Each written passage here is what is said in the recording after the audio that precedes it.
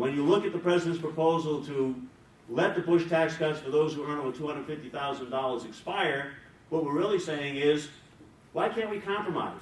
That is 98% of the population that will continue to get a tax cut, and 2% that will get that same tax cut of $250,000, but they won't continue the other, which was set to expire.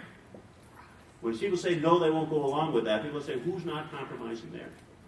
98% of the way, that's not a bad compromise.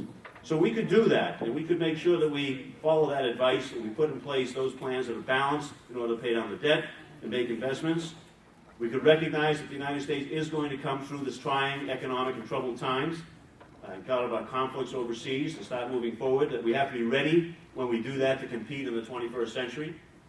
We can follow the advice of our forebears and sound economics and economists across the spectrum, and that means really invest in jobs now, creating jobs, because there's no way that we're going to get out of this economic situation and ever pay down that debt unless people are working and earning and creating business and being customers. And that we should make sure that we put in place now a balanced plan for paying down that debt over time. And it's not that difficult. If we look at what needs to be done, this is not rocket science. We should not let the existence of a debt paralyze us.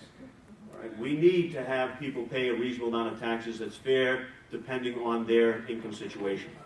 We're only asking some people to go to the tax rate that they had at the end of the Clinton years, when, I might add, we had just added 23 million jobs, and when we had paid down on the debt 3 successive years and balanced 3 successive budgets, and when we were looking at a projected $5.6 trillion surplus going forward.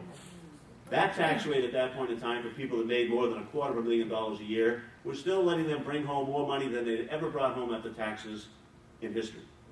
Right? So that's not too much to ask.